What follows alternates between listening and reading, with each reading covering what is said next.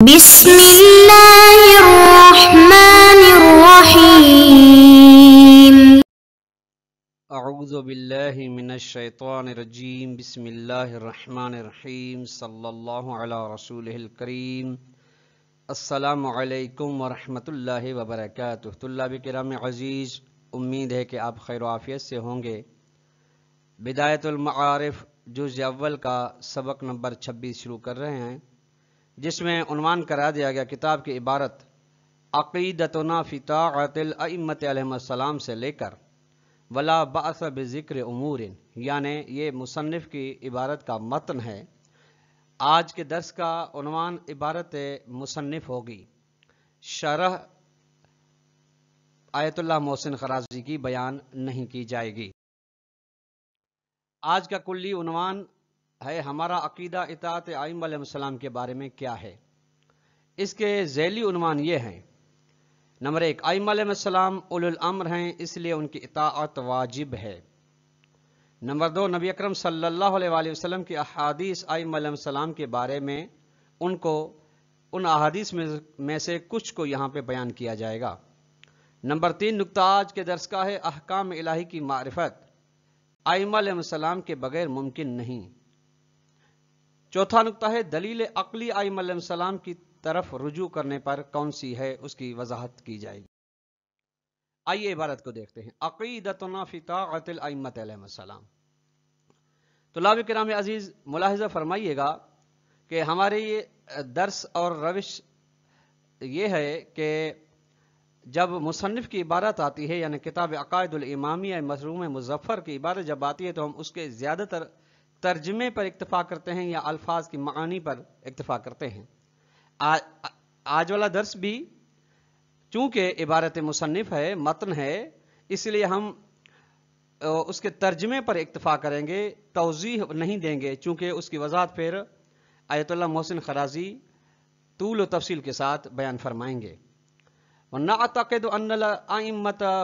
هُمْ أُولُو الْأَمْرِ الَّذِينَ أَمَرَ اللَّهُ تَعَالَى بِطَاعَتِهِمْ۔ ہمارا عقیدہ ہے کہ ائمہ علیہ السلام وہ صاحبان امر ہیں جن کی اطاعت کے بارے میں خداوند متعال نے حکم دیا ہے، امر کیا ہے، اور آپ کو پتہ ہے امر وجوب پر دلالت کرتا ہے۔ امر کا ظہور بدون قرینہ ظہور پر ہے۔ وَأَنَّهُمُ الشُّهَدَاءُ عَلَى النَّاسِ، اور یہ ائمہ علیہ السلام کی طرف جمعی جا رہی ہے کہ یہ ائمہ علیہ السلام گواہ ہیں لوگوں پر یعنی لوگوں کے اعمال پر، کردار پر، خلوت پر، جلوت پر۔ وَأَنَّهُمْ أَبْوَابُ اللَّهِ، اور ائمہ علیہ السلام خدا کے دروازے ہیں۔ وَالسَّبِيلُ إِلَيْهِ، اور خدا تک پہنچنے کا راستہ ہیں، الہ یعنی اللہ۔ وَالْأَدِلَّاءُ عَلَيْهِ، رہنمائی کرنے والے ہیں ائمہ علیہ السلام علیہ، اللہ کے اوپر، یعنی اللہ کے بارے میں رہنمائی۔ وَأَنَّهُمْ، ائمہ علیہ السلام عِبَةُ عِلْمِهِ، علم الہی، علم خدا کی صندوق ہیں۔ وَتَرَاجِمَةُ وَحْيِهِ، اور وحی خدا کے ترجمان ہیں، اس کو بیان کرتے ہیں۔ وَأَرْكَانُ تَوْحِيدِهِ، توحید خدا، یہ ہی والی ساری ضمیر طلاب کرام عزیز اللہ کی جانب جا رہی ہیں۔ توحید خدا کے ارکان ہیں، ان کے بغیر توحید تکمیل نہیں ہوتی، توحید کے حقائق پتہ نہیں چلتے۔ وَخُزَّانُ مَعْرِفَتِهِ، اور اللہ کی معرفت کے خزانے ہیں۔ وَلِذَا، جب اتنے ان کے فضائل ہیں تو کانوا امانا لأہل الارض، یہ ہیں ائمہ علیہ السلام زمین والوں کے لیے امان، یعنی زمین والے محفوظ ہیں ان کی وجہ سے۔ کما ان النجوم امان لأہل السماء، جس سے ستارے آسمان والوں کے لیے امان ہیں، حفاظت ہیں، اسی طریقے سے زمین والوں کے لیے اہل بیت علیہ السلام امان ہیں۔ علی حد تعبیر ہی صلی اللہ علیہ وسلم، یہ اس تعبیر نبی اکرم صلی اللہ علیہ وسلم کی بنا پر ہے جو احادیث میں آپ نے فرمایا، ان کی احادیث کا مفہوم یہ بیان کیا گیا ہے۔ وَكَذَلِكَ عَلَى حَدِّ قَوْلِهِ أَيْضًا، اسی طرح سے ہی ہے اس قول ہی کی زمین نبی اکرم کے نیز قول کی بنیاد پر کہ ان مَثَلَهُمْ فِي هَذِهِ الْأُمَّةِ كَسَفِينَةِ نُوحٍ، کہ اس امت میں اہل بیت علیہ السلام کی مثال کشتی نوح جیسی ہے۔ من رکبہا نجا، جو اس میں سوار ہو گیا وہ نجات یافتہ، ومن تخلف عنہا، جو اس سفینہ اہل بیت سے منہ موڑ لیا، غرق و ہوا، وہ غرق ہو گیا، تباہ و برباد ہو گیا، وہ خسارے کر بیٹھا۔ وَأَنَّهُمْ حَسْبَ مَا جَاءَ فِي الْكِتَابِ الْمَجِيدِ، اور اہل بیت علیہ السلام اس حساب سے ہیں، یعنی وہ مرتبت رکھتے ہیں جو قرآن مجید میں آیا ہے کہ عباد اللہ المکرمون، عباد اللہ تو اللہ کرم، اگرچہ یہ عموماً فرشتگان کے لیے بات کی جاتی ہے یہ آیت گرامی، لیکن فرشتے بطور مثال ہیں۔ فرشتوں سے جب کمالات میں جو منزلت میں مرتبت میں بلند و بالا ہیں تو بطریقہ ان کے لیے بھی یہ فضیلت ہوگی اور ہے۔ عباد اللہ المکرمون الذین لا یسبقونہ بالقول وہم بامرہ یعملون، اللہ کے ایسے باکرامت بندے ہیں کہ جو سبقت نہیں کرتے اللہ سے اپنے قول کے ذریعے سے، اور ایسی ذوات ہیں جو اللہ کے حکم کے ساتھ عمل کرتے ہیں، اللہ کے حکم پر عمل کرتے ہیں۔ وَأَنَّهُمُ الَّذِينَ أَذْهَبَ اللَّهُ عَنْهُمُ الرِّجْسَ وَطَهَّرَهُمْ تَطْهِيرًا، اور اہل بیت علیہ السلام وہ ذوات مقدسہ ہیں جن سے خداوند تبارک و تعالی نے اپنے ارادے تکوینی کے ذریعے سے رجس کو دور رکھا ہے اور انہیں پاک و پاکیزہ رکھا ہے جس طریقے سے پاک و پاکی رکھنے کا حق ہے۔ بل نعتقد ان امرهم امر اللہ، بلکہ ہمارا عقیدہ یہ بھی ہے اطاعت سے ہٹ کے اب بلے ترقیہ ہے، عقیدہ ہے کہ ان کا امر، ان کا حکم خدا کا حکم ہے۔ وَنَهْيُهُمْ نَهْيُهُ، یہ ضمیر والی جا رہی ہے اہل بیت علیہ السلام کے ائمہ کی طرف، ہو والی ضمیر جو آگے بھی آئے گی اللہ کی طرف۔ اہل بیت علیہ السلام کا روکنا منع کرنا کسی بھی چیز سے وہ خدا کا منع کرنا ہے۔ وَطَاعَتُهُمْ طَاعَتُهُ، ائمہ کی اطاعت خود خدا کی اطاعت ہے۔ وَمَعْصِيَتُهُمْ مَعْصِيَتُهُ، ائمہ علیہ السلام کی نافرمانی خدا کی نافرمانی ہے۔ وَوَلِيُّهُمْ وَلِيُّهُ، ان کا دوست اللہ کا دوست ہے۔ وَعَدُوُّهُمْ عَدُوُّهُ، اور اہل بیت علیہ السلام کا دشمن اللہ کا دشمن ہے۔ وَلَا يَجُوزُ الرَّدُّ عَلَيْهِمْ، علیہم یعنی اہل بیت علیہ السلام یا ائمہ علیہ السلام، اور کسی چیز کو کسی بات کو رد کرنا جائز نہیں ہے ان کے اوپر، یعنی ان کی دی ہوئی چیز، دیا ہوا حکم لوٹانا جائز نہیں ہے۔ وَالرَّادُّ عَلَيْهِمْ كَالرَّادِّ عَلَى رَسُولِ اللَّهِ، ان کی بات کو لوٹانا، ان کی چیز کو رد کرنا، واپس کرنا، اسے منہ موڑنا ایسے ہے جیسا کہ رسول خدا صلی اللہ علیہ وسلم کی بات کو رد کیا۔ وَالرَّادُّ عَلَى الرَّسُولِ كَالرَّادِّ عَلَى اللَّهِ تَعَالَى، اور جو آدمی رسول خدا کی بات کو رد کرے، دی ہوئی چیز کو رد کرے، وہ ایسا ہے جیسا کہ اللہ کی بات کو رد کر رہا ہو۔ فَيَجِبُ التَّسْلِيمُ لَهُمْ، بس ان سے روگردانی جائز نہیں، ان کے سامنے تسلیم ہونا ضروری ہے، واجب ہے کہ ہم تسلیم ہوں لہم ائمہ علیہ السلام کے لیے۔ والانقیاد، انقیاد خضوع و خشوع کرنا ضروری ہے ہمارے لیے لامرہم، ائمہ علیہ السلام کے امر کے سامنے۔ والاخذ بقولہم، اور ان کے قول پر عمل کرنا، ان کی باتوں پر عمل کرنا ہمارے لیے واجب ہے، ضروری ہے، چونکہ ان کا قول رسول خدا کا قول ہے، رسول خدا کا قول خود اللہ کا قول ہے۔ ولہذا اسی وجہ سے نعتقد، ہم عقیدہ رکھتے ہیں کہ ان الاحکام الشرعیۃ الالہیۃ لا تستقی الا من نمیر مائہم، کہ احکام شرعیہ الہی یعنی خدا کے جو احکام ہیں وہ سیراب نہیں ہو سکتے الا من نمیر مائہم، سوائے اہل بیت علیہ السلام کے دسترخوان سے۔ طلاب کرام عزیز، یعنی اس کا مفہومی اور محاوری ترجمہ نمیر ماء کا لفظ وہ پانی ہے، نمیر کا معنی نمر سے نکلا ہے، شعر کو کہا جاتا ہے۔ مفہوم یہ کہ یعنی ان کی ہاں سے، ان کے ذوات سے، ان کے گھر سے یا ان کے ظرف سے ہی احکام شرعیہ الہی سیراب ہو سکتے ہیں۔ ولا یصح اخذها الا منہم، اور احکام اقصا کی ضمیر احکام شرعیہ کی جانب جائے، احکام شرعیہ الہیہ کو لینا صحیح نہیں، کسی سے بھی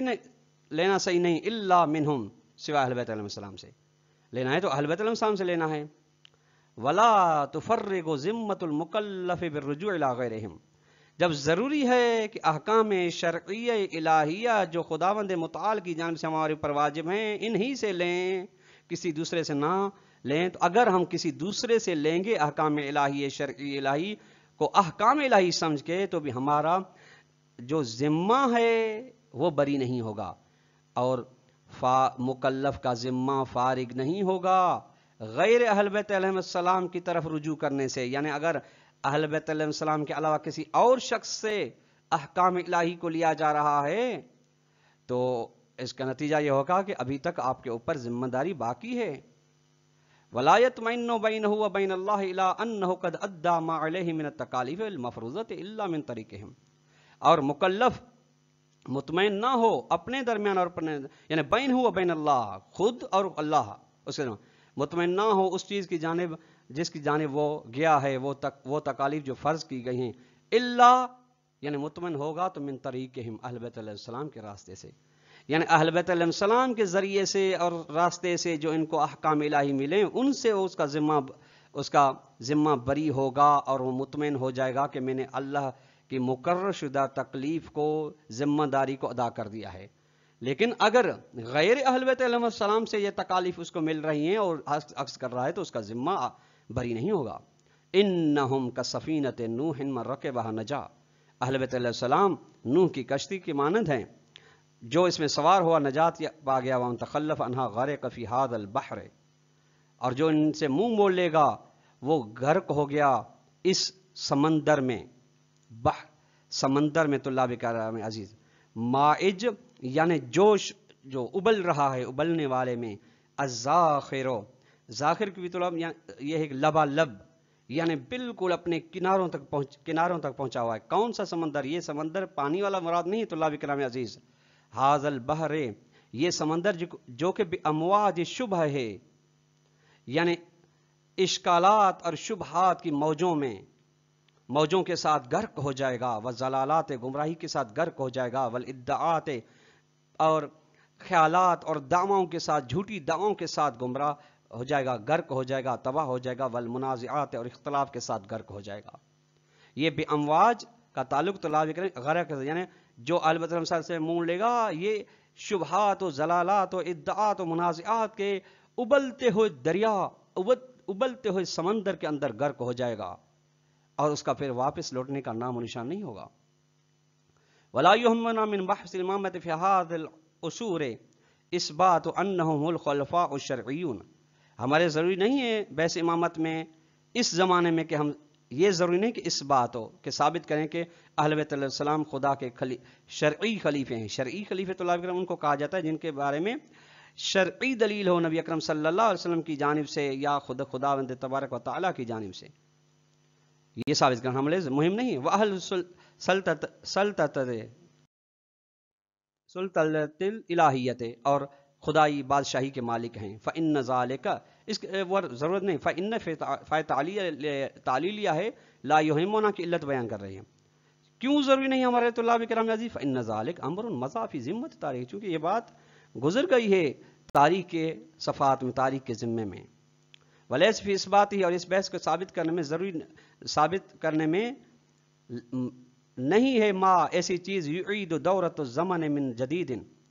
جس کے زمانے جدید کی گردش جس چیز کا تقاضا کرتی ہو، ضروری نہیں ہے۔ او یعید الحقوق المسلوبۃ الی اہلھا، یا جس چیز کی یہ یعید اس یعید کو عطف پر ہے، یا نہیں ہے اس بحث کے ثابت کرنے میں کوئی ایسی چیز جو سلب شدہ حقوق کو واپس لوٹانے کا تقاضا کرے اپنے اہل کی جانب، یعنی جن کے حقوق غصب کیے گئے ہیں، یہ ضروری نہیں۔ وَإِنَّمَا الَّذِي يُهِمُّنَا مِنْهُ مَا ذَكَرْنَا، اچھا، اور بے شک وہ چیز جو ہمارے ضروری ہے منہ بحث امامت میں سے، وہ چیز ہے ذکرنا جو ہم ذکر کر کے آئے پیچھے، وہ یہ ہے من لزوم الرجوع الیہم، اہل بیت علیہ السلام کی جانب رجوع کرنا ضروری ہے۔ کس چیز میں؟ فی الاخذ باحکام اللہ الشرعیت، خدا کے شرعی احکام کو سیکھنے میں، لینے میں، سمجھنے میں، وتحصیل ما جاء به الرسول الاکرم علی الوجہ الصحیح الذی جاء به،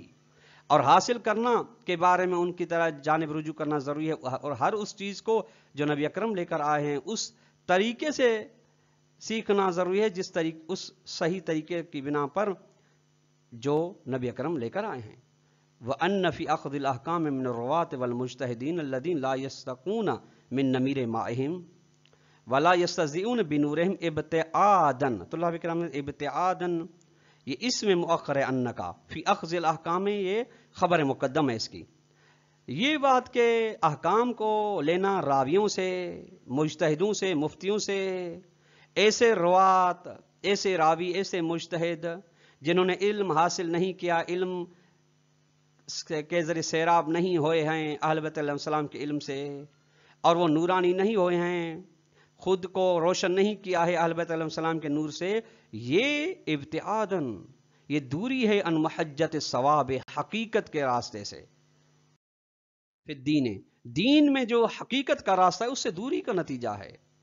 یعنی دوری ہے اور حقائق کے دینی تک نہ پہنچنا ہے. ولا يطمئن المکلف من فراغ ذمته من التکالیف المفروضة علیہ من اللہ تعالی.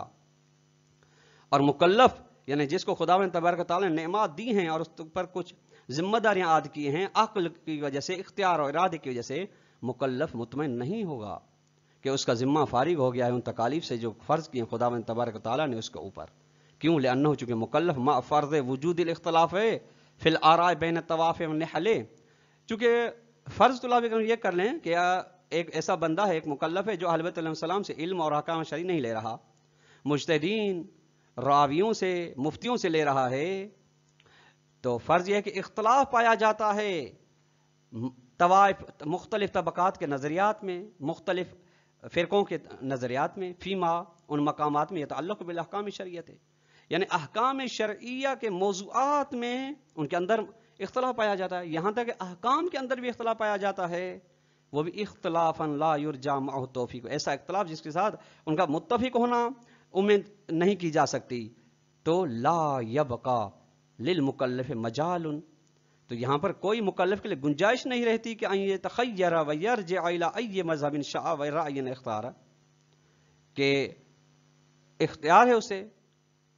اختیار کی اس کے لیے، مکلف کے لیے گنجائش نہیں رکھتی کہ اختیار کرے، رجوع کرے کون سے مذہب کی طرف کی بھی جس کو وہ چاہتا ہے، یا ایسے نظریے کی جانب جس کو وہ اختیار کرنا چاہتا ہے. بل یہ گنجائش نہیں رہتی، موقع نہیں رہتا، چونکہ مختلف نظریات ہو گئے، کون سے نظریے کو انتخاب کرے، کون سے مذہب اور فرقے کا انتخاب کرے. تو فرماتے لا بد لہ، ضروری ہے مکلف کے لیے ان یفحص، تحقیق کرے، ویبحث، بحث کرے، حتی یعنی جستجو کرے، تلاش کرے، کوشش کرے، حتی تحصل لہ الحجت القاطعۃ، یہاں تک کہ لہو یعنی مکلف کے لیے حاصل ہو جائے دلیل یقینی بینہ و بین اللہ تعالیٰ، اس کے